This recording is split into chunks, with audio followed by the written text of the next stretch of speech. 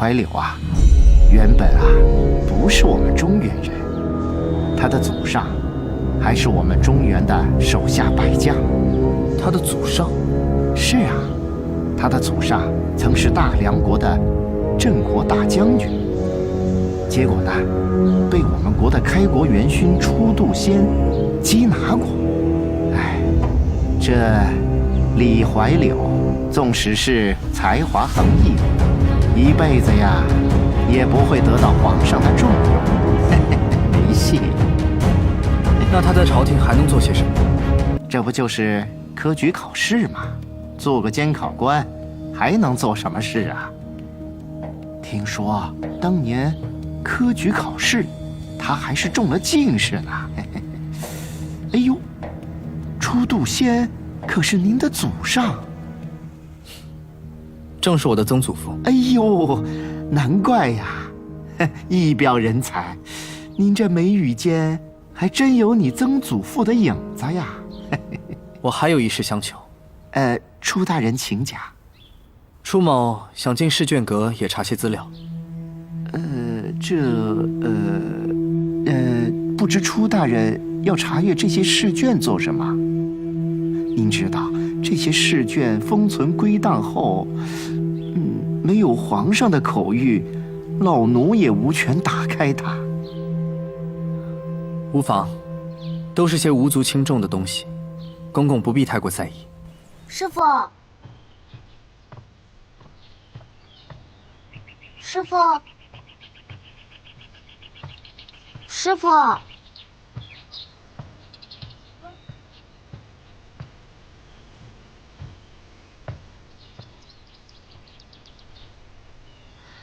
师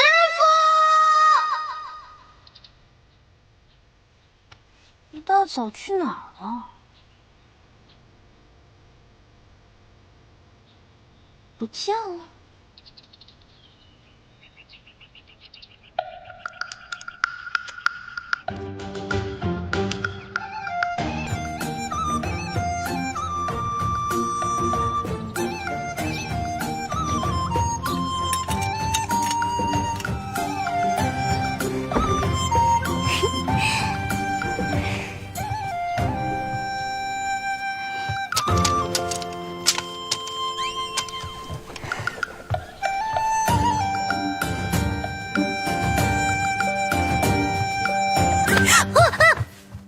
你这个狐狸精，在我彻哥哥的房间里鬼鬼祟祟的，是不是在？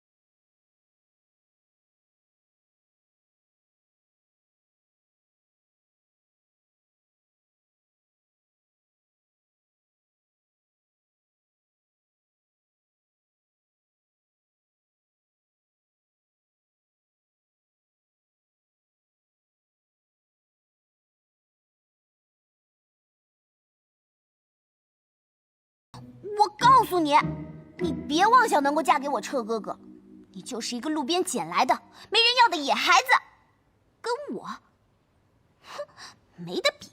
你说谁是没人要的野孩子？彻哥哥，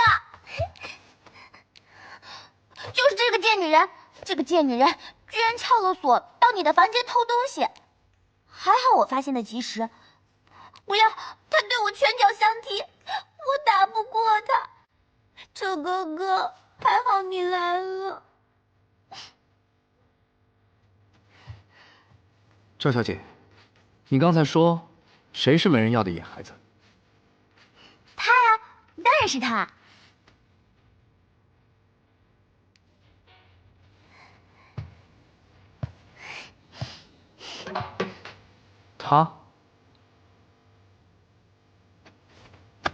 他是我的。车哥哥，你怎么还帮他说话？你忘了我们之间的情谊了吗？我不知道我们二人之间有什么情谊。你我相识的时间远远超过这个丫头啊！相识又如何？我师父认识的人可多了，有什么关系吗？赵小姐，你是未出阁制，我希望以后你不要再来出谋此处。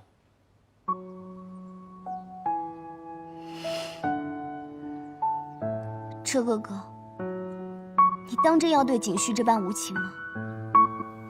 我师父这是为你好，不喜欢你又不拒绝你的那种人，才是真无情。易洛，你这个狐狸精，你究竟施了什么法术，让我的车哥哥对你这般言听计从？施的什么法术？我能告诉你吗？我可是修炼了1000年呢。我告诉你，不要再对我师父打什么主意。师父他呀，他是我的。走。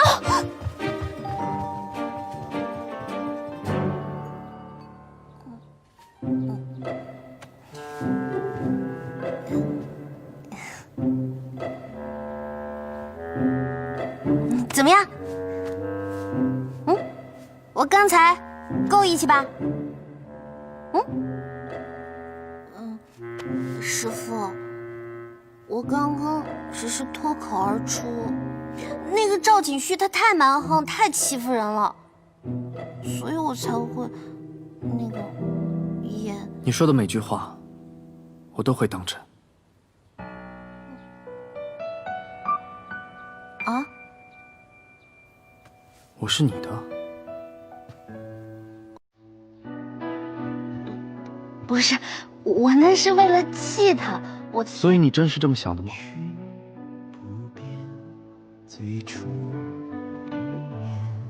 真的吗？怎么可能？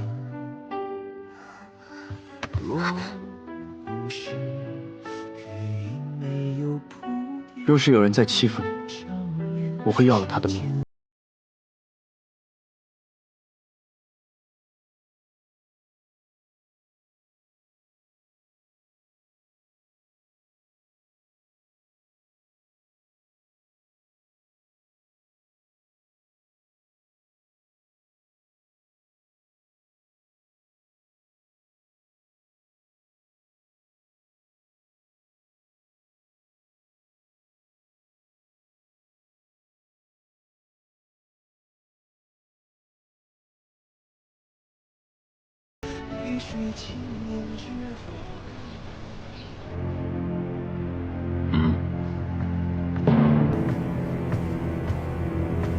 奉皇上口谕，皇太子袁启贪污受贿，无功无德，即刻废黜袁启皇太子一职。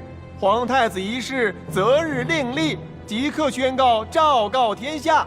令本案涉及官员众多，特由京鼎官出清，逐一查办，不得有误。钦此。臣遵旨。来人呐，将工部尚书李公业、户部尚书郝金喜、御史大夫张佐带下去革职查办。带走。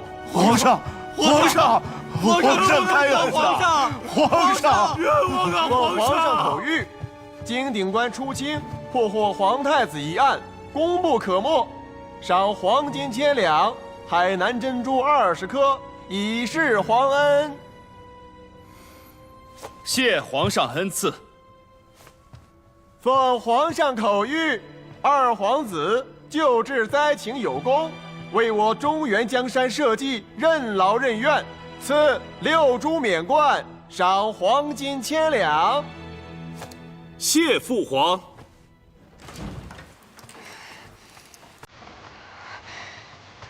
竟然跟本小姐抢男人，不要命了！赵小姐，赵小姐，怎么一脸苦相啊？你们楚家上上下下都看我不顺眼是吧？赵姑娘何出此言？在初某看来，赵姑娘很顺眼。连一个下人都敢对我不敬。既然你那么不欢迎我，以后就算八抬大轿抬我来，我也不来了。你笑什么？你是不是把我当笑话？我可从来没有把你当作笑话。而且，我也知道你的心思。虽然我帮不上什么忙，但如果赵小姐想找一个人聊聊天，缓解自己的苦闷之情，我想初某愿意当这个安静的聆听者。切，我才不稀罕呢！其实帮赵小姐排忧解难，是我的荣幸。如果你还是看他们不顺眼，那……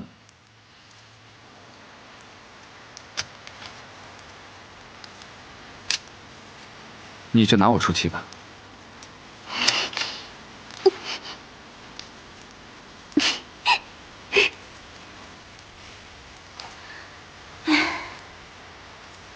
若是出彻有你一丁点儿的好，那也不会有我初清今日绞尽脑汁，博红颜一笑。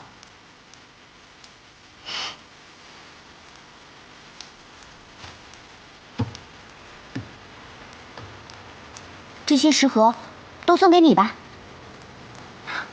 这是皇上赐给我爹的宫廷菜肴，我特意选了几样送来。其实我这二弟吧，向来都喜欢清淡，清粥小菜才是他的最爱。这着实有点辜负赵小姐的一番美意了。那这样，这些食盒我就先拿着，如果有什么菜肴二弟喜欢，我再给他送过去便是。不必了，我给你的，你拿着就是，不然我又要不高兴了。我该走了。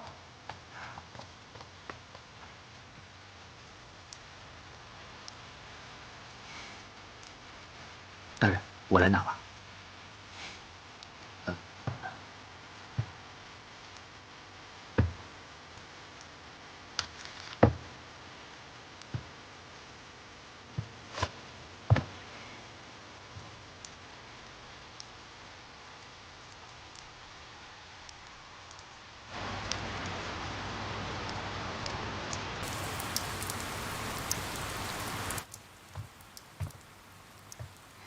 见过父亲大人，没什么事的话，女儿请过安，就先告退了。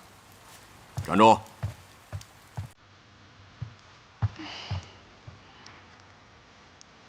这么没有规矩，谁教给你的？你看看你吊儿郎当的那个模样，这传出去，你爹的脸往哪儿搁呀？啊，以后还怎么嫁人呢？我不嫁人了，嫁不出去了。胡说八道！在我喜欢的人眼里，我什么都不是，他连正眼都不看我。这是谁呀？这么大胆子？初府的二少爷呗。我就是喜欢他呀，他就是不喜欢我。你与其一棵树上吊死，还不如选择退而求其次。至于这个朱清嘛，在满朝文武大臣当中是年轻有为，深得皇上的器重，而且也有胆略，有才识。哎，玉儿，爹给你透个底，这个朱清对你还是有意思的。他对我有意思？是啊。真的假的？那爹还能骗你吗？你是我的女儿，这儿女的终身大事，当然由做父母的来决定的嘛。况且，你对初府本来也有好感的吧？至于这个朱彻嘛，自小体弱多病，不思进取，爹对他本来也没什么好感。而他哥哥出清可就不一样了，年轻有为。他是新官上任3把火，把太子生前那桩税费问题上上下下查了个清清楚楚，深得皇上的信任呐。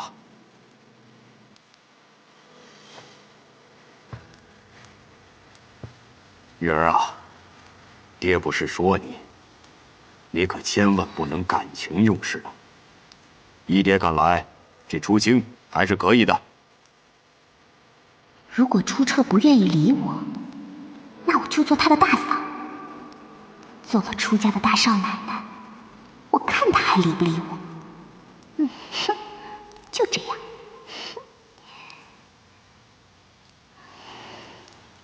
女儿，这样你呀，没必要现在就答应爹。你呢，回去好好考虑考虑，等你什么时候考虑好了，再来告诉爹也不迟。不用考虑了，爹，我嫁。你说什么？你同意了？嗯，我同意了。那个出清，对我也不错。爹，我累了，先告退了。哎，你真是爹的好女儿啊！哎。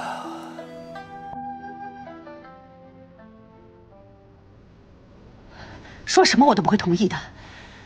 那个出清之前就已经娶过一个妻子了，还不明不白的死了。你们女人家不懂得这些。我不懂的还有很多，但毕竟丞相府就剩这么一个女儿了，要是跟了一个金顶官，本就是委屈下嫁，现在她还丧妻。我都怀疑你是不是爱旭儿。这女儿啊，都是让你这么惯的。你又不是不知道，之前有多少个好人家，还不都是让她给拒绝了吗？哼，她要是还对出府那个碌碌无为的二公子念念不忘的话，早晚得成了嫁不出去的老姑娘。那就没有更好的人家可以许了吗？有啊，关键是他也得听啊。你说出清吧，那是我跟二皇子都要争取的一枚棋子。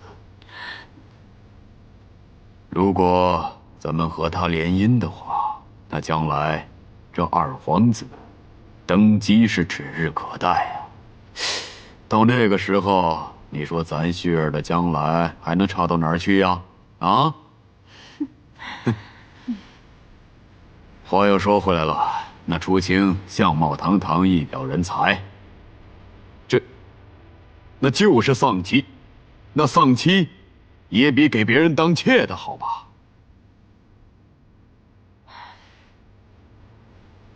你若想得如此透彻，我也就不再阻挠了。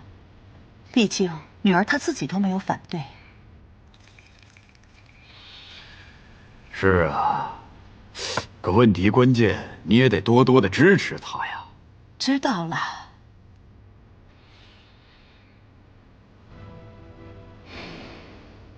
老爷，请用茶。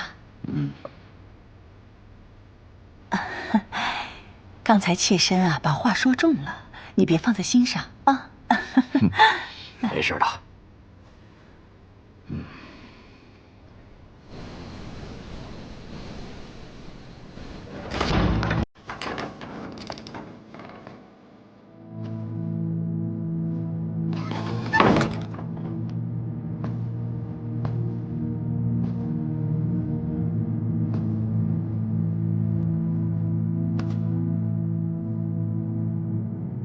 科举考试3年一次，那么最新的一批试卷应该是辛征年。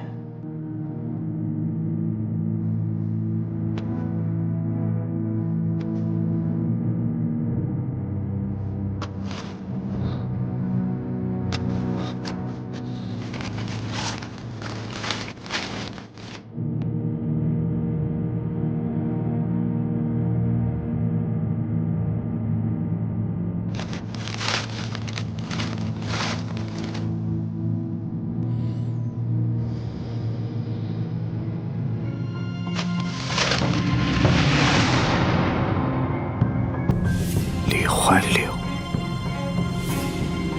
哼，好一个公正廉明的考官，一群庸才。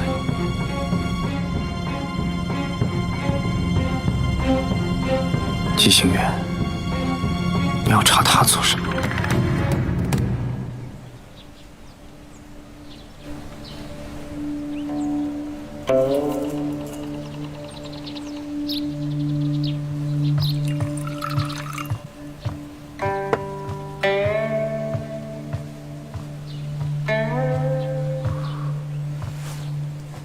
有事就说。师傅，你知道出清大哥要娶赵景旭了吗？嗯。你知道啊？不知道。那你现在知道了呀？与我们俩无关的事情，有什么好知道的？怎么可能无关啊？这个大小姐前几天刚到我们这儿闹过一次，太讨厌了。她要是嫁到初府，那还不得天天跑过来？你若再多说一句关于这个话题的事情，我就把你丢到池塘里喂鱼。怎么，你忘记今天是什么日子了吗？什么日子？今天是洛儿你的生辰。还真是，我都给忘了。你可以提一个要求。师傅，你能陪我出去玩吗？好。真的呀？哇，师傅你太好了！哟，这几日不见，师徒感情倍增啊！安大哥，你来的太是时候了，师傅要带我出去玩了。啊，真的？你真要带他出去玩？不像你啊！今天是我的生辰。你生辰？带上我呀，我请客。我可没说要带你一起去啊。哎呀，别这样小气嘛！今天可是我的生辰。对，出彻，我发现啊，你自从有了璎珞，越来越不把我这个兄弟当回事了啊！而且有我在，肯定会更好玩，对吧？别扫了兴致，我们去茶楼听曲怎么样？走。走。出彻，你看看今天是璎珞生辰，对吧？你别扫了兴致，走吧。去嘛！起来，起来，起来，走吧。走吧，师傅。对嘛？走啊！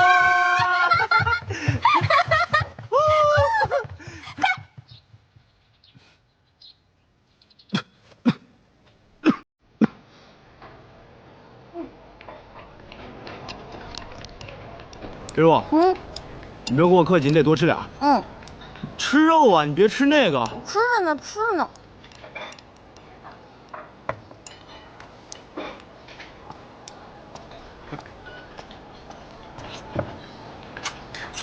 我师傅他是不是嫌弃我呀？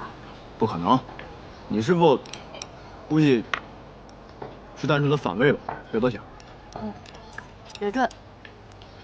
只是他怎么会记得我的生辰？这么长时间，他还是第一次这么对我。我发现你是被人欺负惯了，是吧？不是，只是我师傅他一向酷高冷啊，突然答应带我出来，我换做是你，你不害怕吗？你想没想过，这个世界上只有你能让出车这样？真是，小芽菜快点啊！好嘞。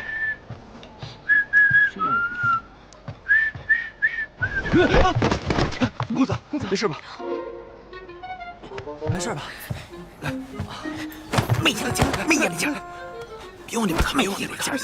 我跟你讲，那个是京城最大的流氓，你千万别往那边看。哪鸟笼不拉我啊？别看他啊，千万别往那边。别看他，别看他，别看他，别看他，别看他。你就吃你的饭就行了，你千万不要看他，听见没有？啊！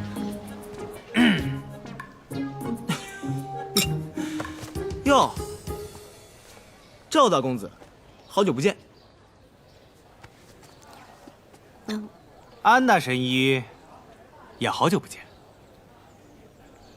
这位姑娘是，在下的未婚妻。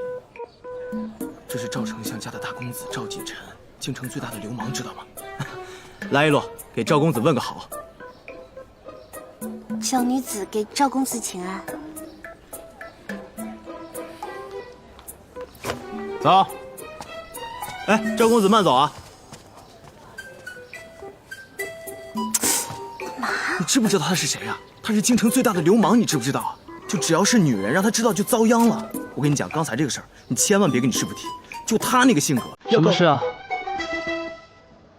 说来听听。刚才赵锦臣来了，你也知道他那性格，见着个漂亮的女孩就色眯眯。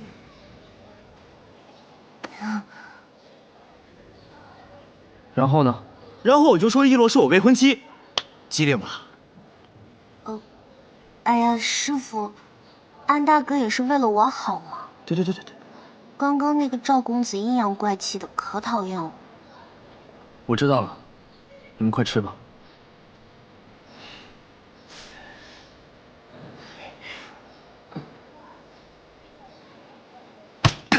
干什么呀？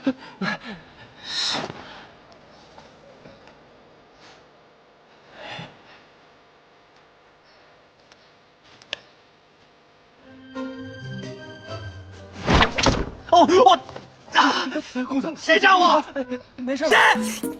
赵丞相家的大公子受伤了，安大夫正好在同一间酒馆，不用出去瞧瞧。这个废物，谁炸的我啊？他应该去看。哎呀！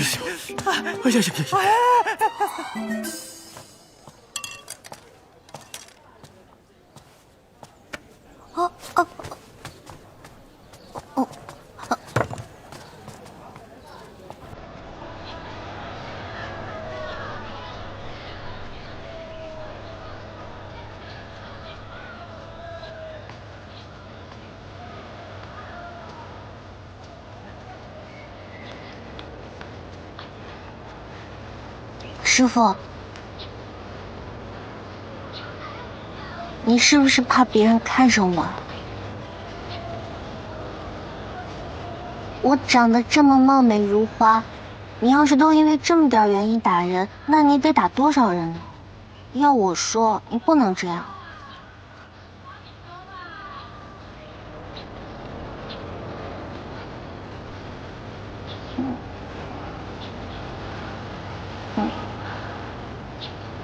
你若是再如此，以后我就不带你出来了。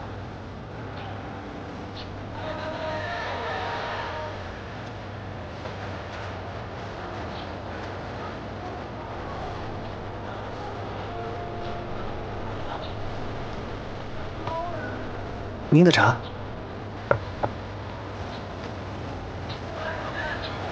我给你的茶经都读完了吗？啊，还没有啊。那你别喝了。师傅。春秋之前，茶乃用以入药和祭品，后以之为食，至今才异。换作从前，恐怕你要到祭台上去偷贡品。那我就好好享受一下古代人的供奉吧。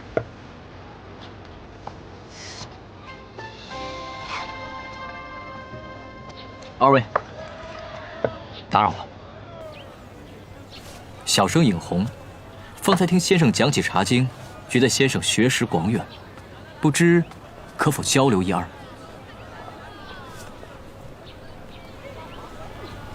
先生请。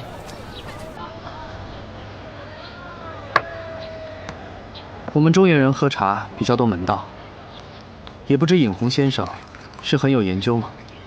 实不相瞒，我也是游学至此，才开始学习喝茶。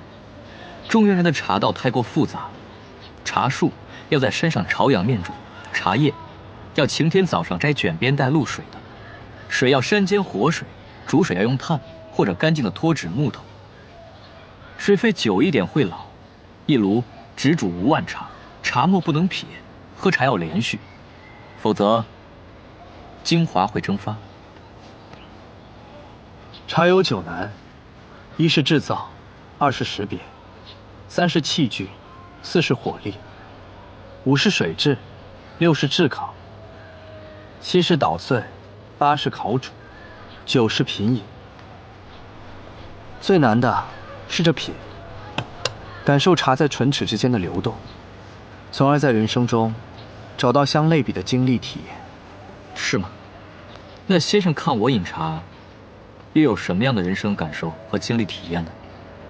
你方才饮茶，初皱眉，后舒展，再有回味之意。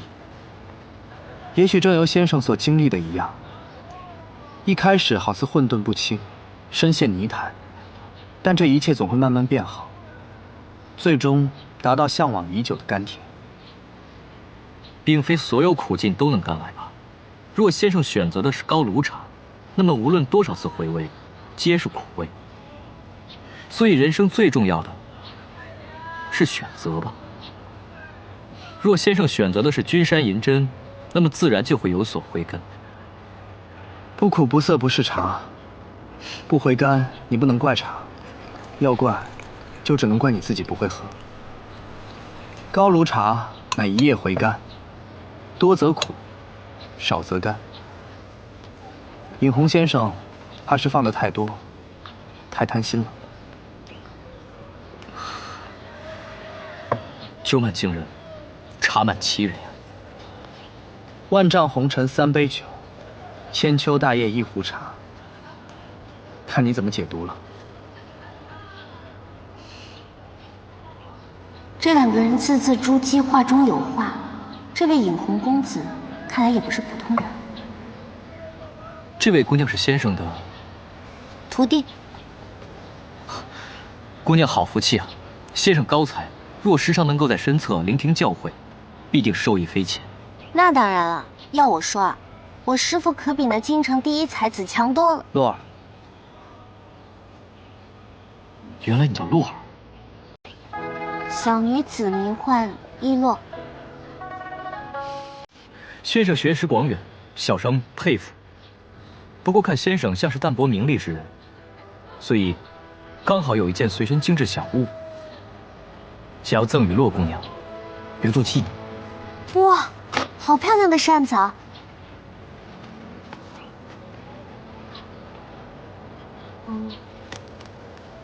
先生与师父相谈甚欢，却送我礼物，这个我真的不能收。你师父一看就不好收买。那我好收买喽？是你比较通人情。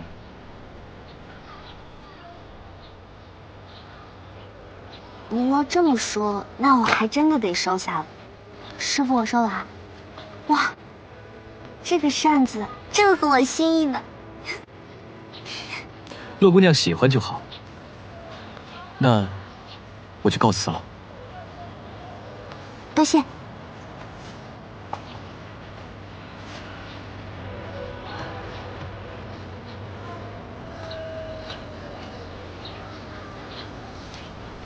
扇子那么多了，还要收？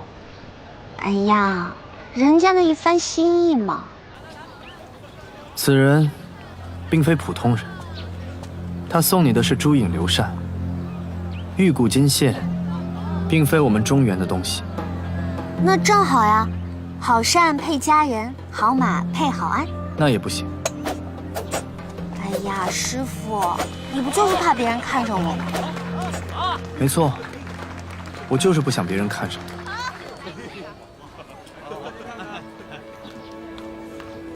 师父，你多虑了，洛儿哪有那么大的魅力啊？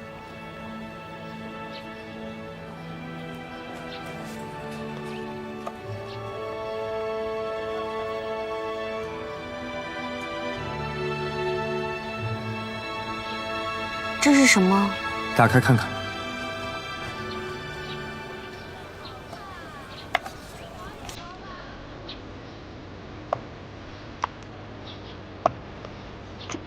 镯子。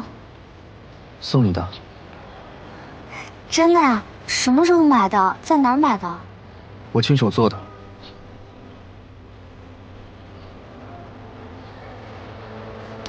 你亲手做的？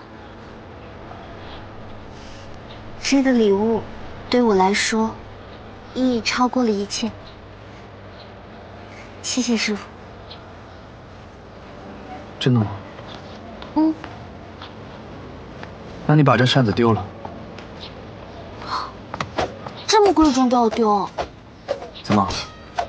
你舍不得？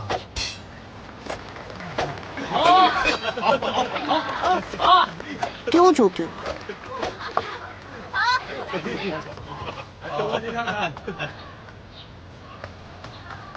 喂，给你们了。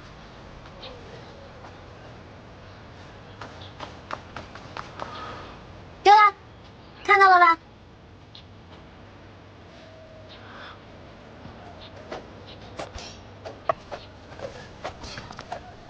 我们回去吧。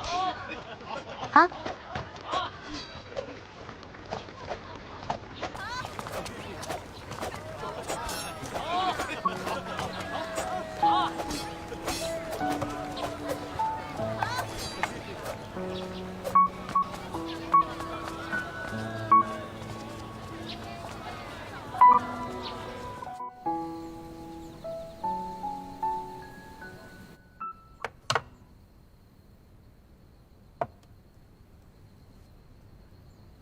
此人来中原，必有问题。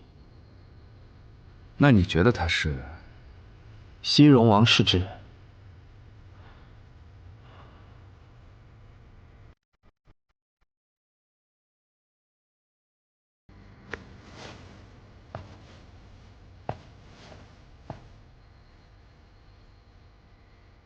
明日你大婚，我不会来。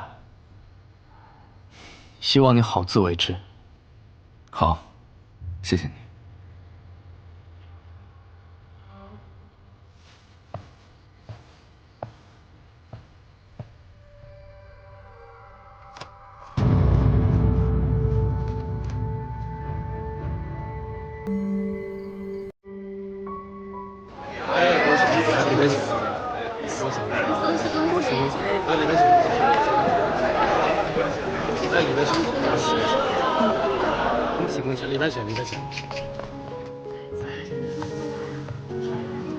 姑娘，这是？我师傅的贺礼。啊，好的。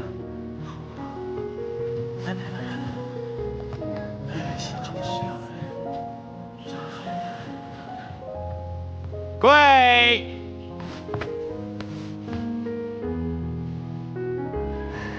一拜天地。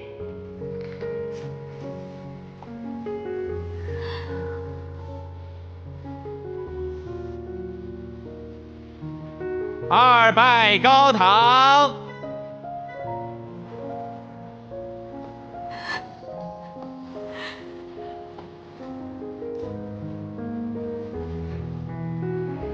夫妻对拜。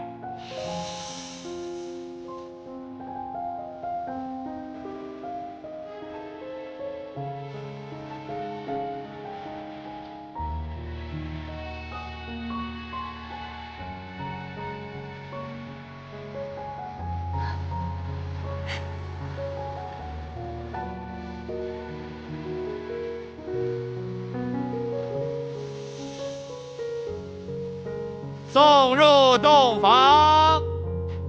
不知道为什么，突然有些心疼这个赵吉旭。一个出身这么好的姑娘，为了和自己心爱而得不到的男人较劲，竟然把自己一辈子的幸福都搭上了。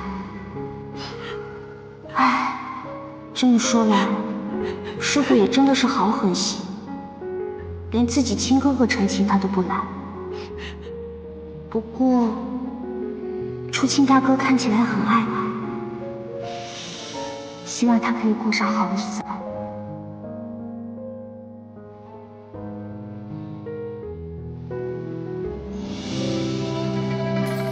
啊，我以后结婚千万不能哭成这样，太可怜，太惨了。要是我结婚，我一定要嫁一个我爱的人，我爱他，他。你说什么？啊？没有啊，没什么。我记住了，你放心吧。我放心什么？贺礼都送到了吗？送到了。师傅你好狠心，连面都不露。我去了也不会改变什么，简单点，对你我都好。对我好？没错，对你。我什么都没说。洛儿定是想嫁人了吧？没有，师傅你别乱说。洛儿想嫁给谁呢？该不会是想嫁给我吧？天哪，师傅你说什么呢？没有。那我可以考虑考虑。什么意思啊？考虑吗？这你也信？有什么好考虑的？就知道成天没事逗我撩我，还不让我和别的男人说话。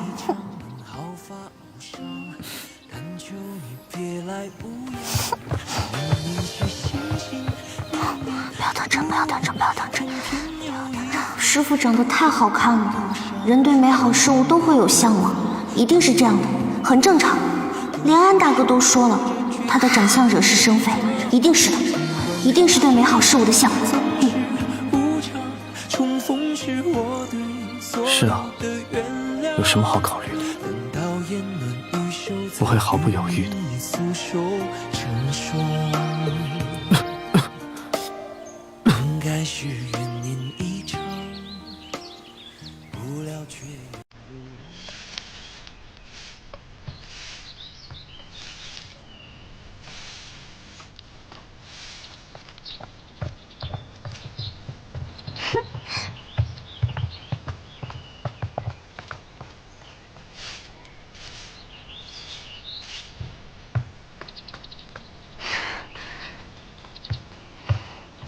你师傅呢？师傅出去了。大少奶奶有什么事情，可以和我说。我和你说，你配吗？整个出府我都走遍了，每个人都对我客客气气的，怎么就他出身高贵，不愿意见我呢？大少奶奶多虑了，师傅他真的不在。哎呦，我这小叔好生任性啊，自己躲出去，倒留了个黄毛丫头应付我。是不是太不把本少奶奶放在眼里了？我师傅都有可能不认识大少奶奶，何谈躲出去一说，更别说有没有把您放在眼里了吧？大少奶奶，你们还愣着干嘛？看到本少奶奶被欺负了，还不给我打！是。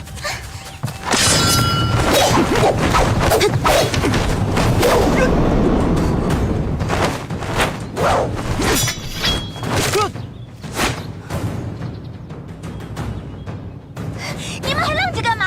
还不给我打！给我打！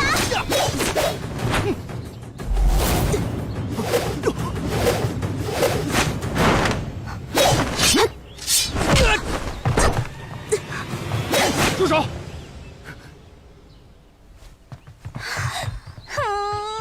发生什么事情了？你们竟然敢打一洛！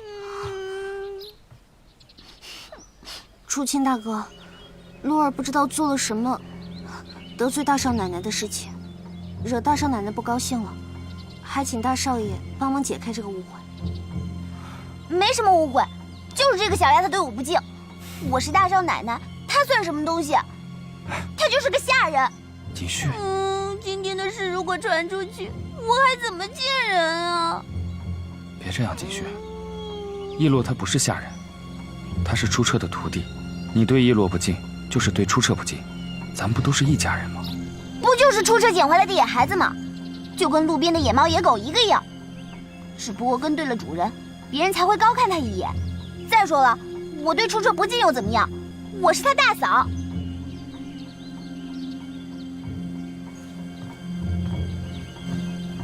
那就是我做错了，是吗？哎，你没错，是我错了。你要罚就罚我，我认罚。凭什么他犯错，你认罚？凭你是我温柔贤惠、善解人意的出家大少奶奶呀。好了，既然各院都问过安了，那咱们就先回去吧。我在府里可是准备了你最爱吃的猫尾草莓、西域金丝燕窝，还有福玉荔枝肉。哦，这还差不多，我没那么生气了。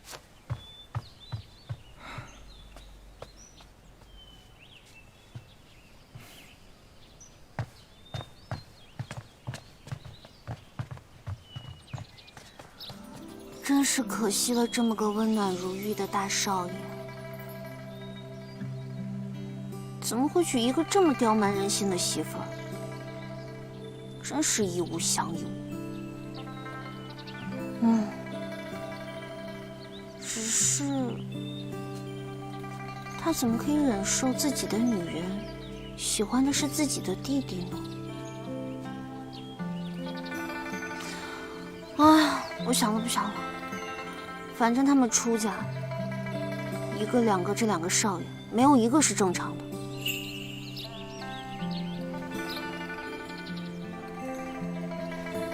还是我出钱解决好。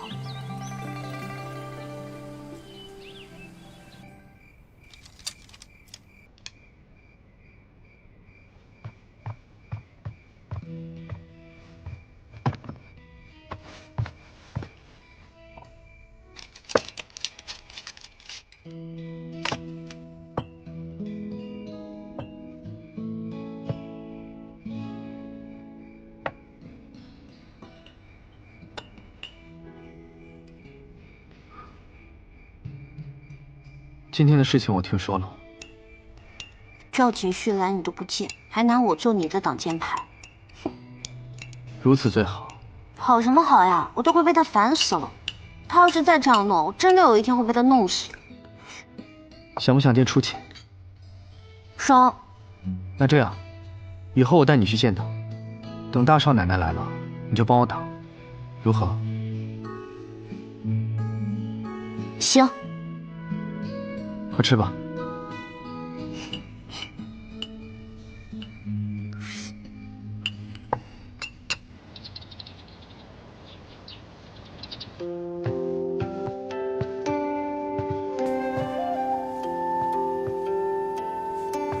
你怎么来了？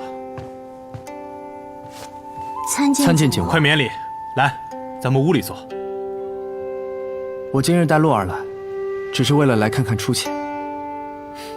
我今天正好有事，想要与你协商。叶落姑娘，初浅有好多心里话想要跟你单独说呢，还有可爱的简儿，叶落姑娘看了定会非常的开心。好啊，师傅，你忙你的。洛儿，师傅你别管我，你去忙吧。来人啊，在。带叶落姑娘去后庭。是。请。这是我刚从五红山上运下来的新茶，来，正好你来了，我们来品尝一下。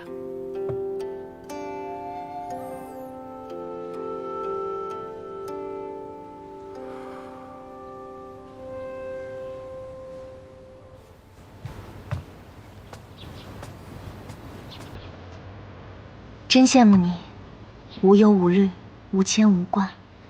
姐姐，你怎么能这么说呢？你看你多幸福，嫁给了自己爱的人，现在又生了一个这么可爱的宝宝。或许我也有你体会不到的难处。那你说来我听听啊，也许我能为你分担的。你一个小丫头，懂什么呀？反倒是初彻，希望他能够帮得上忙。我师父能帮上什么忙呀？殿下这茶的确是上等好茶，但您今日找我前来，不仅仅是为了品茶吧？既然这样，我就不兜圈子了。太子党羽税费贪污一案，你也参与了吧？只是帮了些小忙，毕竟初清他是我哥哥。现如今，皇上对太子在位期间的斑斑劣迹，已经感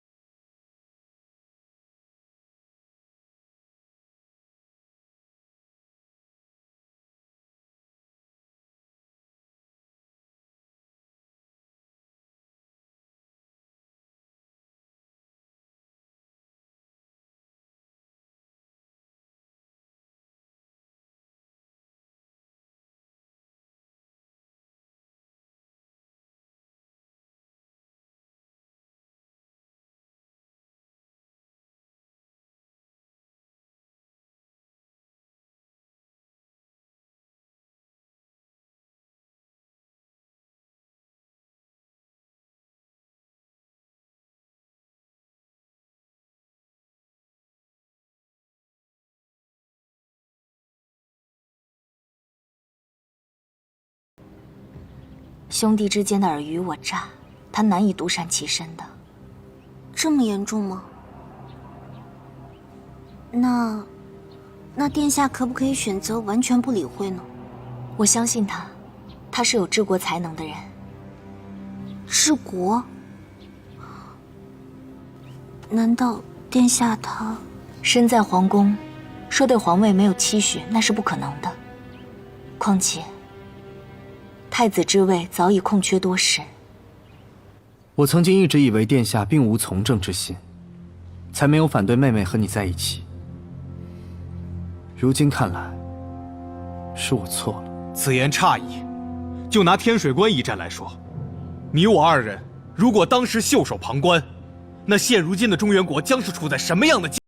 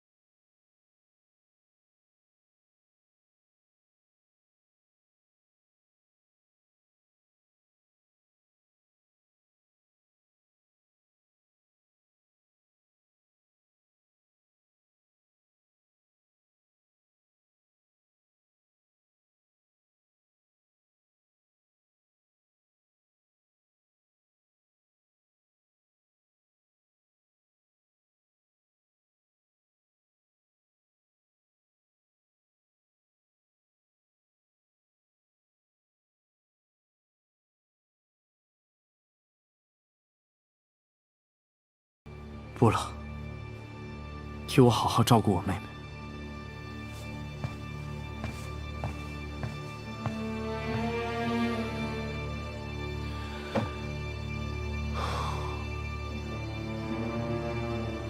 姐姐既然这么爱他，为何不劝他远离这些纷争呢？爱一个人，就要成就他的所想，陪他一起去实现他的梦。你记得吗？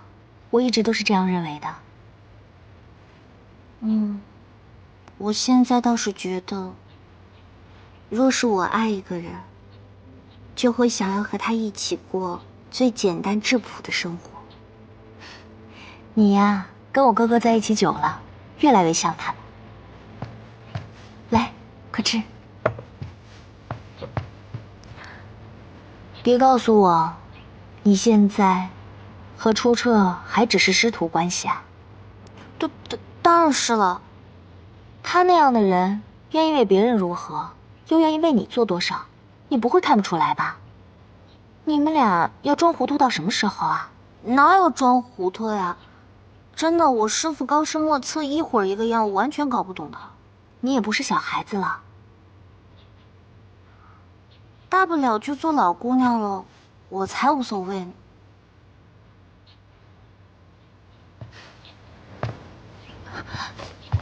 哥，你怎么来了？聊完了，自然就要走了。这么快呀？聊得还顺利吗？该说的我也都说了。那一起用膳吧。不了，洛儿，我们走吧。这就走了？你把王府里的桃花酥都吃光了吧？时候不早了，你还有很多功课要做。府里还有人在等着我。怎么可能有人在等你呢？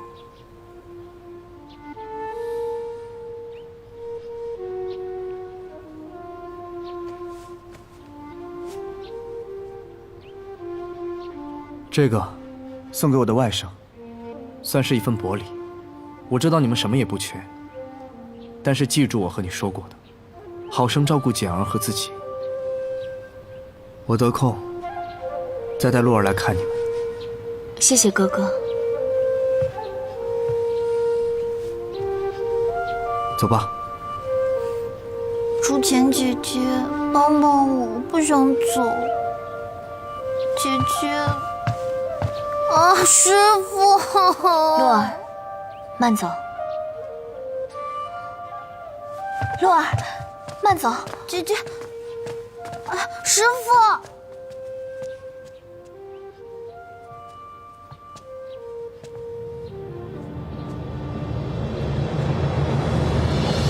师傅，师傅，这好好的怎么连饭都不吃就走了？六皇子是不是跟你吵架了？哎呀，毕竟他也是出钱姐姐的夫君，简儿的爹嘛。你说我们就这么走了，人家多没面子啊，是不是？再说了，王府的菜肯定比我们家的好吃。我肚子都饿了，你怎么就这样？闭嘴！你干嘛？冲我发什么火啊？你知不知道你这种暴脾气，以后你会把所有的亲人都得罪光。而且咱们好不容易来一趟姐姐这儿，你就不能给人家一个好脸色看？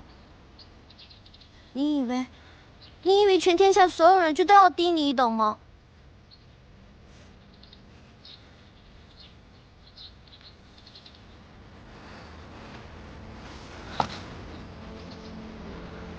师傅，师傅，你怎么了？你别吓我。我没事，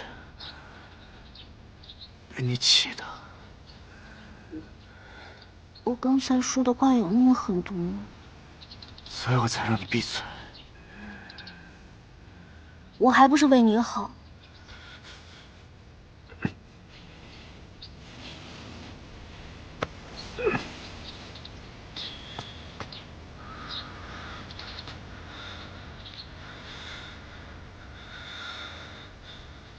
那我们走吧。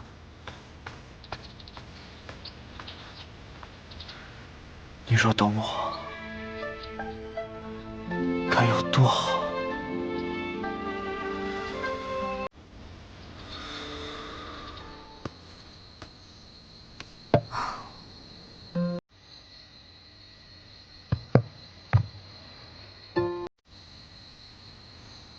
也不知道是这天凉了，还是我这心凉了。啊。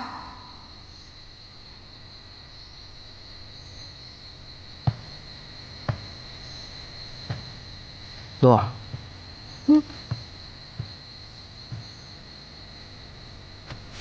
这个给你。今天我不太舒服，你自己吃吧。那你先把药喝了。我今天不太舒服，不太想喝。你过1个时辰给我送进来吧。每次都说再过1个时辰，最后就不喝了。洛儿都白煮了。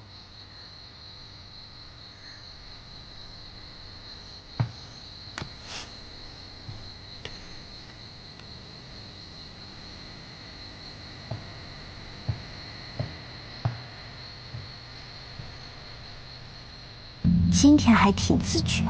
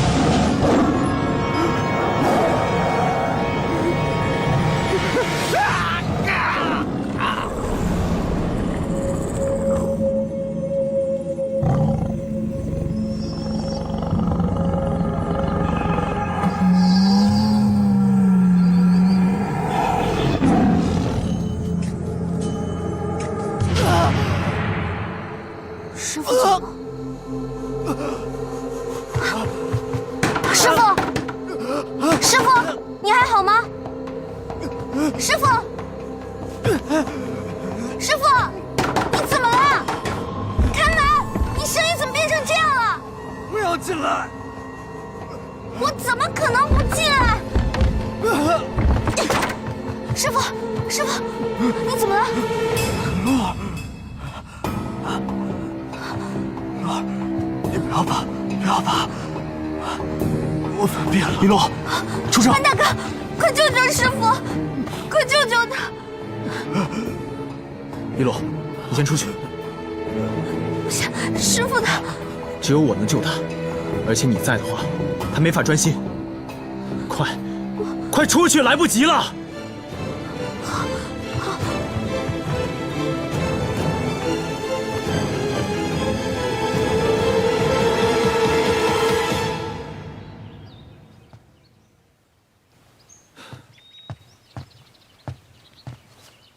一洛，一洛，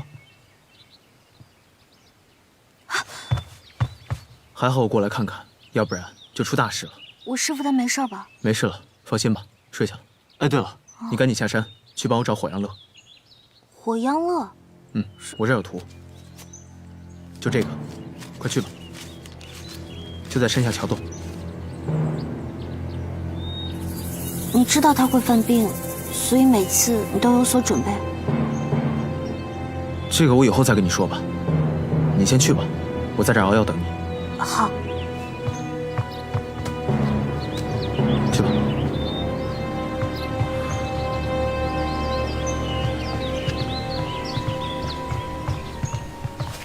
喂，别去找我师傅了。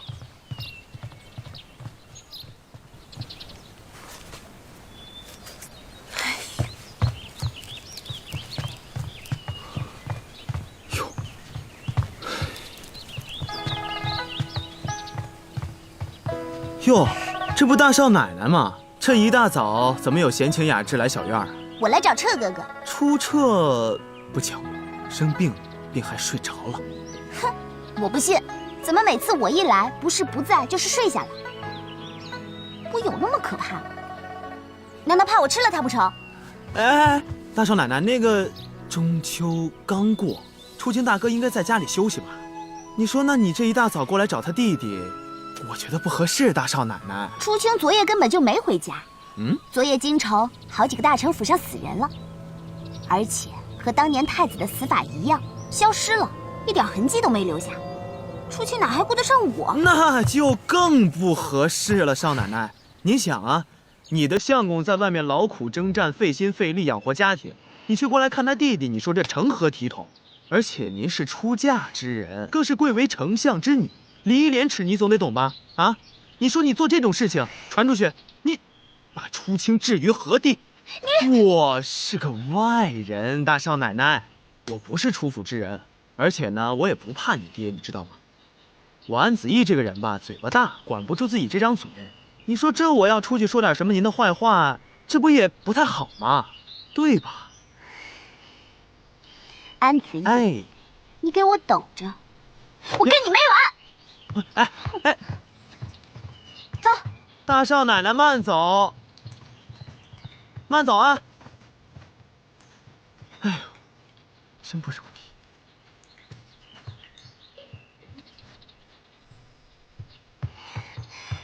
安子毅，你竟然欺负到本少奶奶头上来了！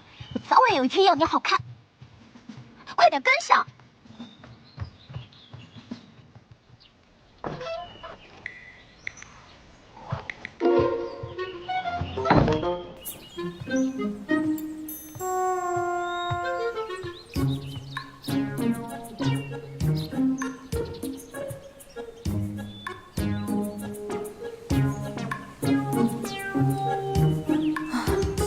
又来自取其辱，也真是挺可怜的。就是喜欢错了人。谁喜欢错了人呢？哎，赵大公子，你怎么在这里？没想到你还记得我呀！我是跟我妹妹过来的，想着看能不能顺便碰上你，没想到还真巧。你住的这个地儿还真是山清水秀啊！是啊。告辞。哎，璎珞姑娘，